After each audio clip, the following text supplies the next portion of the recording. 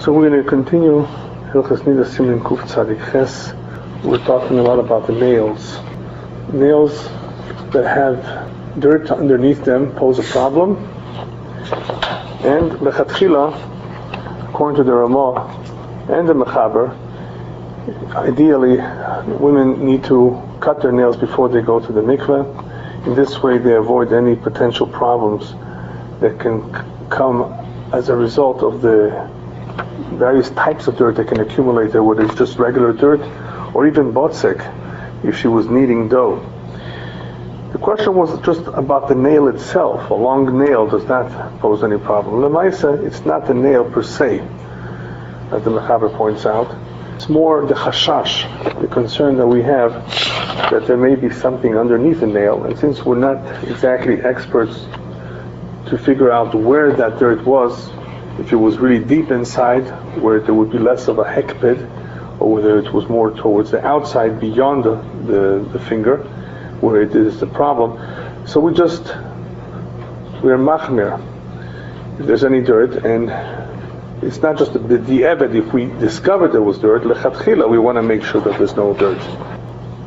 In order to avoid any potential questions whether there is dirt or was dirt, we cut the nails. In other words, cutting the nails helps to prevent any possibility that there was something there that would pose a problem for hatzitza. We did discuss briefly that there's different parts of the body that require, of course, tevilah. Even though the whole body requires tevilah, there are certain parts that the water needs to be able to physically come there, even though it doesn't end up there. And we call that Beis Hastorim. Beis Hastorim is those areas of the body that are concealed. There's an area called Mokom Bolua, that place that is permanently sealed, permanently hidden. And then there's another term that we will come across, and that's called Beis HaKmotim. Beis HaKmotim means those areas of the body that have folds, wrinkles. And the common denominator between all these three is that water does not sometimes penetrate certain places in the body, and the question is, does it need to or not? So just briefly, maybe I'll just go through the hagdoras of what defines Beis Hastorim and what defines Beis HaKmotim. Mokom Bolua, we already explained, is those places inside the body, cavities, that water will never get there. But Beis Hastorim includes the nostrils, the ears, the mouth, the teeth, the groin area, the rectum area. I said the groin, I mean that's by a man, it's the groin. By a woman, we're talking about further inside. We're not talking about all the way to the uterus, but a little bit more towards the outside. I guess you can define that as the vagina area. And any kfolim, or kmotim anistor b'tibura, any fold that may be in the belly button area. In other words, that's a little bit more concealed. That would also constitute Beis Hastorim. Beis HaKmotim, the area of wrinkles, would be under the armpits. It could be also between her fingers. All kinds of skin folds under her breast. These are called Beis HaKmotim. For people who are heavy? Yeah. So we need to know the agdoros, we need to know the definitions of what an area is in order to see if water needs to get there, or is it lechatchila, or is it b'di'eved? Does it make a difference if there was a chatzitza there or not? So it all depends under what category that part of the body falls under. Alright, I think we can continue now with the Mechaber. Mokom Bolua would be those cavities within the body that are completely closed off. I mean, anything inside, completely inside. Further internal, that the water never gets there, water cannot get there. And that, of course, is not a problem if there's something in there, because let's say a woman needs to have some sort of object inside her womb area, right? Just as an example, it's a Mokom Bolua. Water doesn't get there. As opposed to the other area Basis Torim, the water doesn't necessarily have to get there, but it has to be able to get there. That's the difference. Alright, so we spoke about nails. Now nails could sometimes be broken. They're half torn, about to fall off. The question is that considered a problem or not? The fact that it's torn. So in Sif Chof Aleph we're going to be talking about Poren HaMeduldelet, Shepirish Meuto or Pirish Rubo. That there will be a difference on a nail whether part of it was cut off or most of it was cut off. So in order to understand these halachas, there's a concept that needs to be clarified, a concept that's brought down in various places in Shas, that something that is about to be cut off, it is as though it's already cut off. Something that the intent is, ultimately, it will be cut off. It's already cut off now. It is as though it does not exist. It is as though it is already gone. In that shita, based on that shita, as it's called, kola oimed likotzetz kekotzetz dome or ligozes kegozus dome, based on that concept, the Beis Yosef brings down, this is according to the Tur, that a nail, shapirsha, in other words, part of it is already cut off, it's already disconnected, partially. It is already considered as though it has been cut away. Therefore what? Well, if it's already considered like it was cut away, it's not like a part of the goof, it's not like a part of the body. The whole nail? The whole, yeah, let's say part of the nail, now we're not talking about the majority of the nail, just part of the nail is already falling off, it's cut away, it's detached from the finger. It is as though it's already cut away. And based on this concept, that which is about to be cut, it is considered as though it's already cut, then this part or this portion of the nail is no longer part of the goof, no longer part of the body, and therefore it is choitzetz on the other part of the nail that is still connected to the finger. All right, it's choitzetz. In other words, it's there. It doesn't let the water go through completely. What if you have most of the nail about to fall off? Well, most of the nail that is about to fall off is not such a big problem, because most of the nail that is about to fall off, even though it is as though it fell off, the fact that she didn't remove it and it could already be removed because it's most of the nail is almost gone, that means she's not makpedes. So the Mechaber says, reading it inside, Ziporim meduldelet shepirish miuto chotzetzes. If part of it is cut away, then it is chotzetzes. Pirsho ruba, if most of it was cut away or is falling off, it's not chotzetzes. But there are other interpretations, there are other ways of learning this halacha. The first one is that the first pshat in the Beis Yosef is that it has to do with that she's not makpedes on if the nail is most of it is already coming off, and the fact that she didn't remove it, she's therefore not, she doesn't care about it. She could have easily removed it. And since she's not makpedes, it's okay. Whereas if it's only partially removed, we say it's choitzes. But there's another way to understand it, and that is that if it's a situation where you have dirt underneath the nail, the dirt is really the problem here, not the nail itself, not the part of the nail, but there's actual dirt there.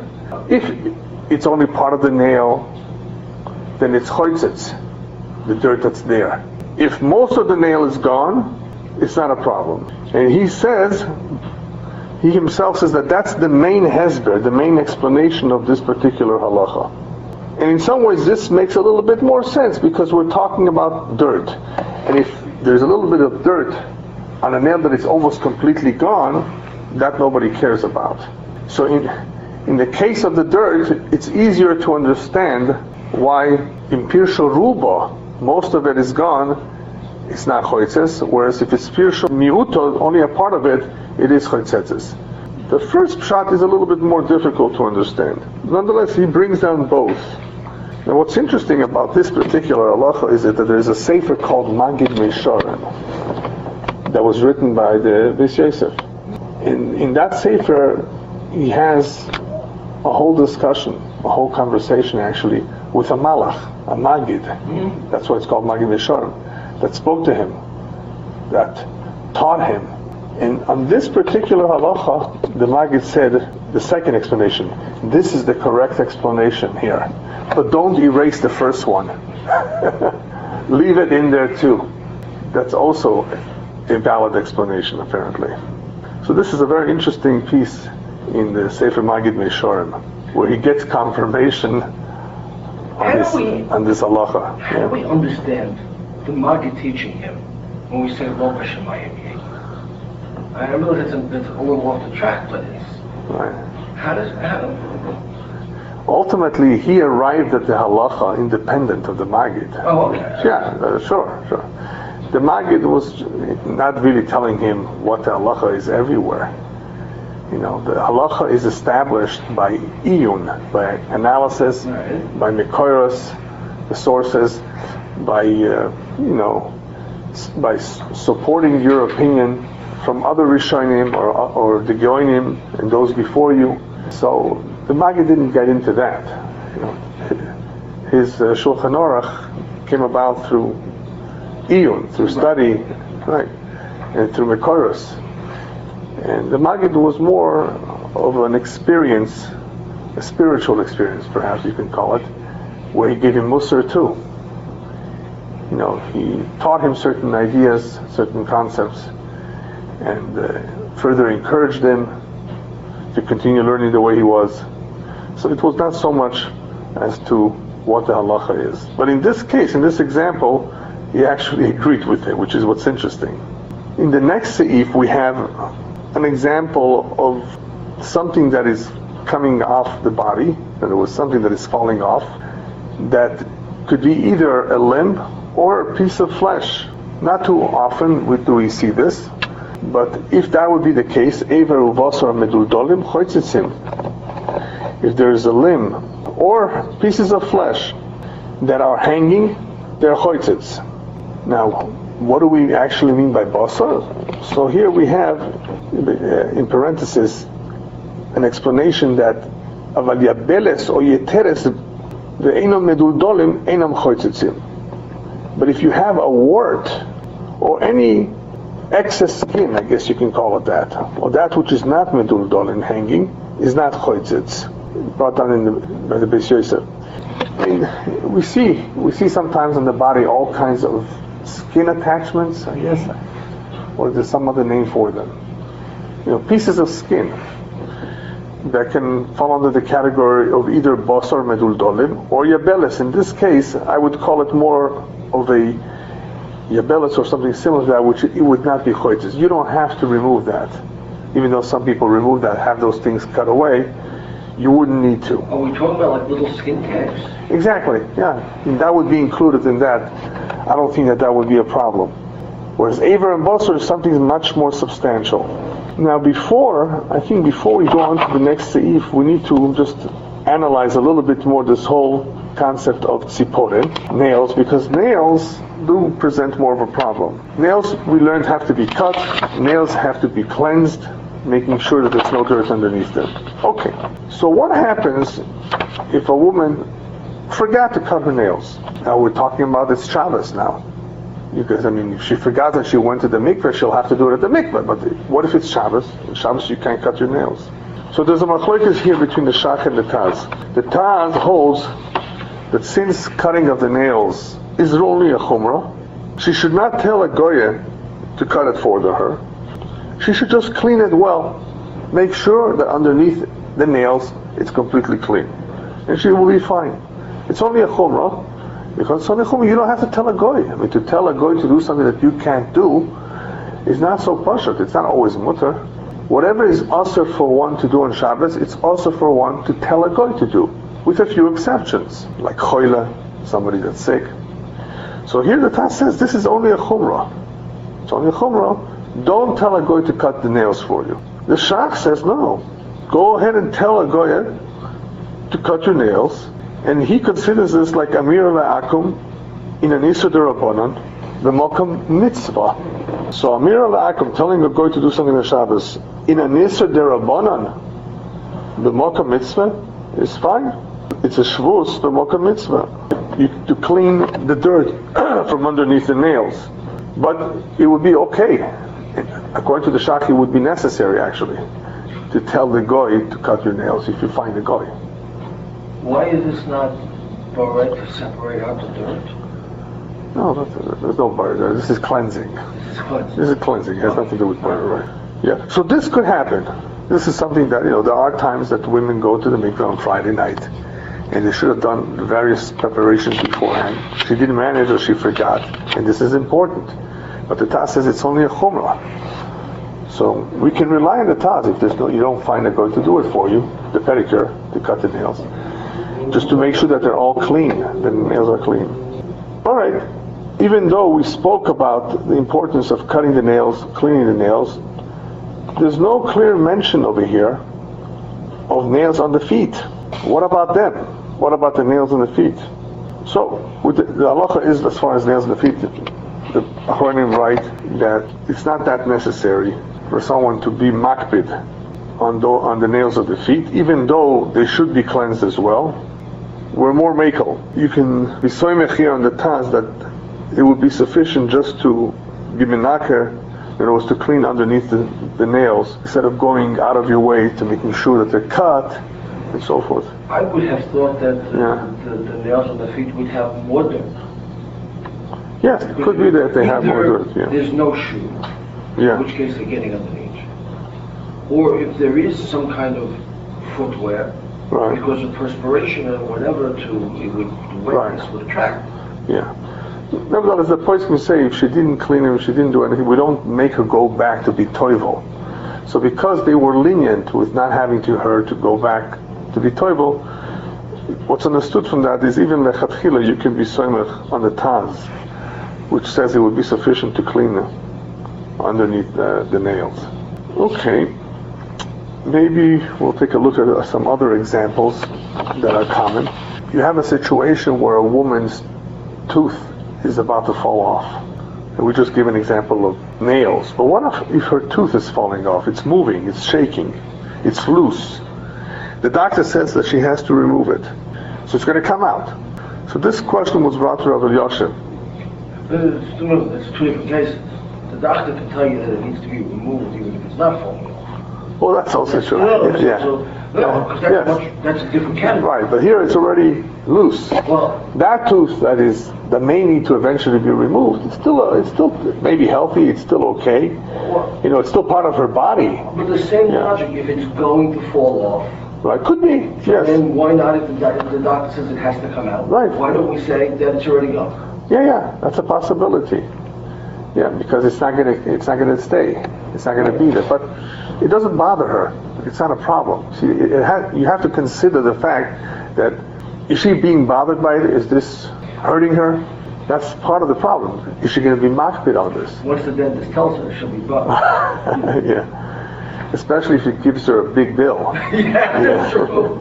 You're right. I think it's your problem. Yeah. So Rabbi Elyahu was asked this question: a tooth that is about to fall needs to be removed. What do? He says it's okay. It's not a chatzitza. It's not a problem. It's still part of her body. There's no reason to consider that a chatzitza as though there would be something that is not a part of her inside her mouth. I mean, this is part of her body. She's not makpid. On the contrary, she wants it, I believe. And that would not pose a chatzitza. By tziporen, they were more machmir. Why would they more machmir by tziporen? Let's say she doesn't mind.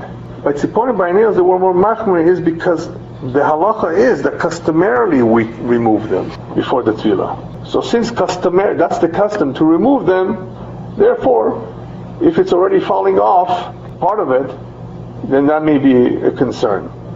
By a tooth, we're not so concerned. I mean, most teeth, we don't want them to be removed. What about long hair? Also, there's no chashash. I think most women would want to have their long hair, would want to leave it too. So that's also not a concern. The Bach, however, explains that the reason why we were more machmir by tziporen was because of the issues of chatzitza there, that there may be some dirt there. And it is difficult to know where the dirt is. I mean, is it considered closer to the Basar or away from the Basar? So because we don't know the difference, we're machmir on any dirt. Not only are we machmir on any dirt, we cut the nail. So because of that, nails would be more chomer than the teeth or the hair. What about a woman that insists that she wants to let her nails grow long? Now this could be an issue with Balat Tshuva. Women who are recently become religious, they're used to having long nails.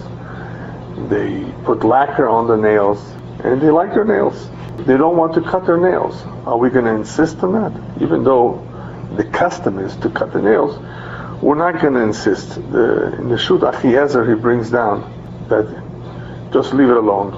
In other words, don't stop them from going to the tefillah just because they don't want to cut the nails, but make sure that the nails are clean. Now, what if she cut her nails, but it's a few days ago? Is that okay? So I saw the place can bring down up to 3 days it's okay. Because beyond that, it begins to grow again. So if she cut her nails not on the day that she's going to the mikveh, but up to 3 days before, that would be fine. She doesn't have to go back and cut them again. Within 3 days, you don't really see the difference of how, in other words, if it grew anymore. So she wouldn't have to cut, but she still have to inspect her. Well, inspection we always need to inspect. I'm thinking if she went to a beauty place for her nails or something 3 days before, she'd still have to worry about what's underneath. Sure, definitely. Yes. Now, as far as the Aver Basar Meduldolim that we mentioned before, the limbs or the piece of flesh that are hanging, the Basar does elaborate a little bit more on that. He says sometimes when something is cut away from the body, it's no longer getting any nourishment from the body. So they're oimdim lektia, they're going to be cut away eventually. So they are already considered as though they're not part of the body. That is why they present a problem. Just like with the tziporen, in other words, it's falling off, partially falling off. It would be a chatzitza on the portion that still remains behind. Now, even though it could be, you may claim that this is to be regarded as basis stored. In other words, the water is not necessarily going to get to every point of that basar. Still, what's the requirement for basis stored? Water technically has to be able to go there, even though it doesn't end up going there. It still has to be able to go there. Next sif deals with jewelry. Sif Chof Gimel Ashirim v'Nizomim v'Tabois v'Katlois imem refuyim einam choitzitzim. Shirim are bracelets. Nizomim is a nose ring. Tabois, regular rings. Katlois, necklaces. Some may call them different names, but that's more or less what we're dealing with. Different kinds of chains, necklaces, bracelets, and so forth. Imem refuyim, if the woman was wearing them when she went to the mikveh, she, as we said before, everything should really be coming off. But if she went in with them, if they're loose, einam choitzesim, they're not choitzes. Imem mehudokim, if they're tight, choitzesim, there would be choitzes. V'chein adin be'eged she'alamaka v'kaskasim she'alashever. The same would apply to all kinds of bandages that are put on a broken bone. Bandages, there's different kinds of bandages. There are some that are just made out of a cloth. I forget what they call them. Those... it's an ace bandage. Yes. The bandage, That would be more like an eged. It covers the wound. And then you have kaskasim shalashever, which is more like pieces of boards to hold the finger in place. Have you seen when people sometimes break their finger, hurt their hand? There's something put there, like 2 pieces of wood, a splint? I think that's something like that, right? I think that is what the Mechaber here is mentioning here. Kaskasim shalashever, pieces of wood that are, I guess, enclosing the shever to protect it or to hold it in place. So these would be choitzes. Both kinds of... When would it be choitzes? If they're mehudokim. Not if they're refuyim, not if they're loose. So here, with all this jewelry, ultimately what does it depend on? How loose is it? So how do you determine loose? So we spoke a little bit about, I gave different examples of loose, but when it comes to a ring, which is the more common one, the more questionable one, there's 2 ways to look at it. Can you move it around in a circle easily? That's one way. And if you could, if it's very tight, you should move it a little bit. With the woman should move it a little bit to let the water get in, if it does happen to be a little tight. According to another opinion, with rings, if she shook her hand strongly, if the ring would fall off, that would constitute loose. Different opinions as to what constitutes loose, but usually you can tell by looking at the fingers or looking at the hand if the piece of jewelry is sitting there loose, if the water can penetrate or not. It becomes a big problem when that ring cannot be removed because it's swollen. What do you do then? So it all depends. If she never takes it off, she's not makbid at all, then it could be fine. There might be some situations where she may have to break it. She may have to ask somebody to cut it open. So usually that's not a problem. But with any kind of jewelry, that's the main criteria. Is it loose enough that the waters can get through? Which means that any kind of piercing. Yeah, earrings too, sure. No, because that can't be, they're never going to be loose. They're stuck into the skin. It would mean that they'd have to remove all the earrings or nose rings or stuff that's actually pierced into the body. Yeah, but we're talking about removing all the jewelry. Yeah. There's no difference between any jewelry. Whatever she has on her should be removed. But by definition, right? Something that is pierced into the body. Oh, if it's permanent, you mean? Something that is intended to be permanent, yeah. They would have to take it out. No, it all depends if it's intended to be permanent or not. You know what I mean? Oh, so it's intended to be... Yeah, but I don't think so. Women usually change. That's right. Right. So it's not intended to be permanent. But if something was intended to be permanent, then you wouldn't have to remove it. Yeah, something that's permanent is permanent. Yeah. But I don't think there's too many things like that. No, I'm just trying to figure out the parameters. Right. Okay. Sif Chov Dalet, Tzricho Lachtzos Shineho Shelo Yeh Bohem Dova Choitzes. Very important halacha. That before she goes to the mikveh, the woman needs to brush her teeth. She needs to floss. She needs to clean her teeth. That there should be nothing in between the teeth that may be choitzes. Sheim tov lo v'nimtza shum dova bohem. Because if after she came out of the tefillah, something was found in her mouth that was sticking to the teeth, also lo tefillah. The tefillah doesn't count. Therefore, there's a custom. The Mechaber brings this down. B'yish noagos shelo lechol basar. B'yom lechton lebeis tefillah. Some have the custom of not eating meat on that day that they're going to be going to the mikvah, because it does get stuck more than any other food. Even though that she checks and she cleans her teeth with a toothpick or with whatever other material she has, they still need to be concerned. Maybe some of it, some piece, some residue will still remain there, that she's unaware of. There might still be some piece of meat sitting in one of the teeth. Therefore, the Mechaber says, Minhag Yofehu. It's a good custom. The Ramah adds, Ve'ein lalechol ben arechitza letfilo. After she bathes, after she gets ready, she should not eat anything between the rechitza and the tefillah. Brings this down the name of the Rosh. Ve'ein lalase kol hayom koidem atefillah bebotzek. On that day, the whole entire day, she should not involve herself with botzek, with dough, or benedus hashava, with wax candles, so you should not stick to her. And that's the minhag. This is a very important minhag because it's quite normal for things to get stuck in the teeth, and we just saw very clearly that they could be a chatzitza. So that would be the right thing to do. The problem is Shabbos. Right? You want to have meat, you want to be able to eat normal meal. You don't want to push off the tefillah just because of that. This is, remember, it's just a minhag. So the main idea is to clean, to make sure that there's nothing in the mouth. If in fact if the woman did eat food items that can easily get stuck, she should check herself, clean herself well, rinse her mouth before she goes to the mikveh. Because she can't brush her teeth. What is that? Most people can't brush their teeth on Shabbos. Oh, right, exactly. You can't floss. Sure. Mm-hmm. That's right. She should have done that before, but now she's going to be eating again. That's right. Right, so she has to clean her teeth in the best way possible. Now, even though this is inside the mouth, But what did we say about Beis HaStorim? It has to be that the water can get there. This is not a deep cavity in the body.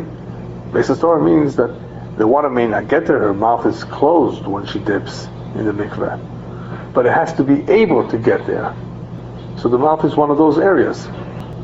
Just to explain a little bit the next halachas concerning Beis HaStorim, there's a machlekes rishonim about Beis HaStorim. Toises is the one that holds that a chatzitza there is min Torah. The Ritva says it's the Rabbanan. Toises says, we learned it out from a pasuk, it says v'rochatz is kol besarai. You gotta wash his entire body. The word kol is extra. So he says also it comes to include Beis HaStorim, that it has to be at least royu lebias mayim. It has to be at least royu. In other words, that it should be potentially possible for the water to get there, even though the water will not get there. So he says it's min Torah. We want to make sure that there's no chatzitza even in Beis HaStorim. The Ritva says it's only min Rabban. Okay, then what would you say about fillings in a teeth? I mean, that's Beis HaStorim. Is a filling a problem? A crown? A bridge? Wait a minute, the filling is attached. Oh, exactly. It had the fillings, especially the fillings of today, are becoming part and parcel of the tooth. It is shaping the tooth. It is forming it. I mean, it's completing the tooth. It's not just something that you put inside you to close it off. It is a part of the tooth now. But a temporary filling would not be. Oh. So the question is, what would be the din of a temporary filling? When would you have a temporary filling? When you have a root canal, where you need to temporarily close off the cavity and wait until a crown is made. So that's a question that the Achronim talk about. We hold that it's not choitzes. Shlomo Zalman Auerbach, when he was asked about it, he says if the temporary filling is not exact, it sticks out, it's jagged, and it bothers the woman, then that may be a problem. But otherwise, even though it's temporary, it is part of the tooth, so it would not be a chatzitza. There are those, however, that hold that any kind of filling should be in place for at least 30 days. In other words, for it to be considered like part of the tooth and not be choitzes. Alright, we know that Beis HaStorim, according to Tosis, is derisive, there's a chatzitza there. Still, we're going to soon see that if something happened and she just didn't check herself very well, we're not going to be machmir so much in Beis HaStorim as we would ordinarily on the rest of her body. So let me first read it inside. Im lo yidicha Beis HaStorim u Beis HaKmotim shelo. So here the Mechaber introduces us to Beis HaStorim and Beis HaKmotim, which is where the folds are of the skin. If she did not rinse herself there, check herself there, and later on nimtza b'hem daba choitzes, and later on she found a chatzit, something that would be choitzes there, lo also lo tvila. Obviously, if there's something there, a chatzitza is a chatzitza. The tvila doesn't count. But if no chatzitza was found, she just didn't clean herself, she didn't check herself, but later on after the tefillah she doesn't see anything wrong, even though she was not body before the tefillah, also the tefillah counts. Why? Because Beis HaStorim is not the same as the rest of the body as far as the bdika is concerned, or even the hair. Why not? So the Ravid explains that as far as Beis HaStorim is concerned, they were meiko because checking herself before the tefillah is not going to be me'akev. In the same way that the Torah was meiko on Beis HaStorim, that the water doesn't have to get there, the water just has to potentially be able to get there. Even though the water didn't enter there, into the mouth for example, it has to be able to. So in the same way the Torah was meiko, as far as the water is concerned, they were also meiko with the Eved if she didn't check herself, that the checking of the Beis HaStorim should not be me'akev the tefillah. As long as she checks herself afterwards and she doesn't see anything. So even though she went to the tefillah without checking herself, or without being madiach, cleansing herself before, that would be okay. The Chachamim were meiko that we don't have to concern ourselves so much with the chashashos of chatzitza in Beis HaStorim. That's the Ravid's explanation of why we're more meiko after the fact. since she should have lechatchila checked herself there too. Sivcha Vov is a bigger chiddush. Im lo bodka koydem tvila ben shinea, she didn't check herself before tvila in her teeth. Velo beis hastorim shelo, neither did she check any other area called beis hastorim. Ve'achar tvila name lo bodka, and even after the tvila she did not check herself. And what happened was, in the meantime, she got involved in all kinds of ksomim, it was colors or food items. And afterwards she did find some etzem, some bone in between her teeth, or she found some other chatzitza in one of those concealed places. Talina lekula. We are makel, we are lenient, and we make the assumption that most likely the item that she found came there after the tefillah and not from before. So this is a bigger kula in a sense, a bigger chiddush than the previous halacha, where here she found something. Before we said, okay, she checked herself, she didn't find. Even though she didn't check herself before, it's okay, but there's nothing there now.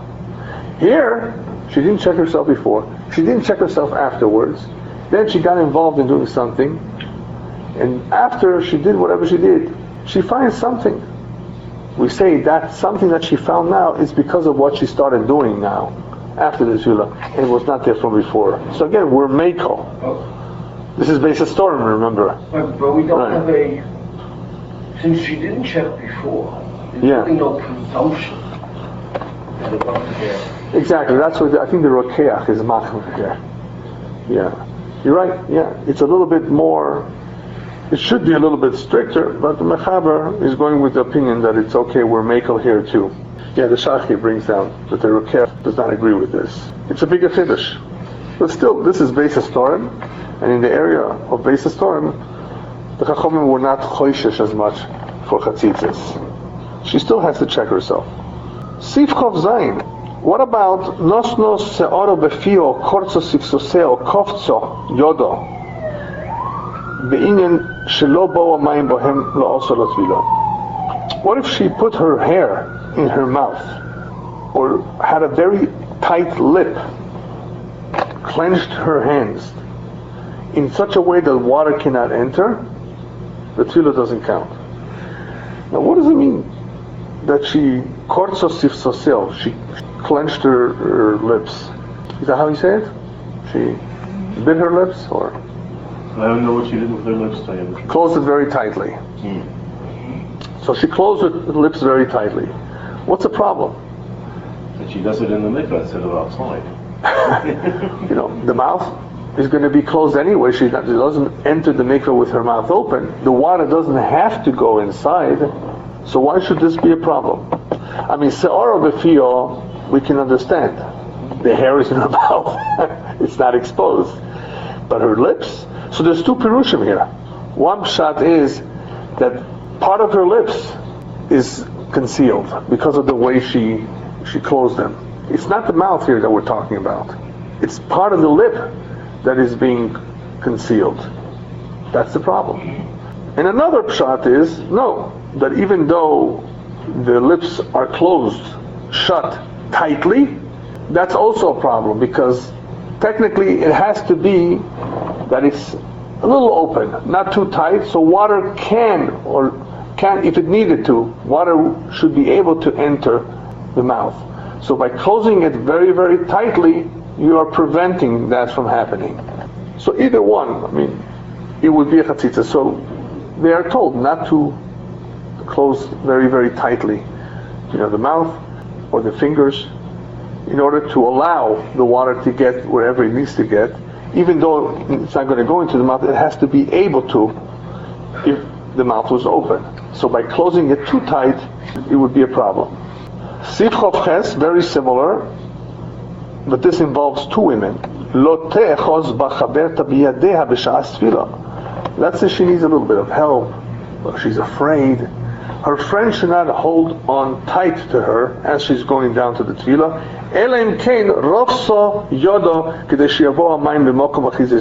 Unless she loosened up her hand, so the water should be able to get to her hands, to where she's holding her. Or if she first rinsed her hands in the water before, shori. Why? Because the water that is still moist on her hands connects with the waters of the mikveh, and that suffices. So this is also based on Machlokes, the Tanna Kama and Rav Shimon, as to which is the preferred way. Tanna Kama says it's enough that she moistens her hand. Rav Shimon is the one that says no, it has to be that she loosens her grip. So the Pashup Pshat over there is that Rav Shimon does not agree with the first opinion in the Mishnah. In other words, it says that moistening is not good enough. You have to let go. You have to loosen your hold, the grip. That would be the preferred method.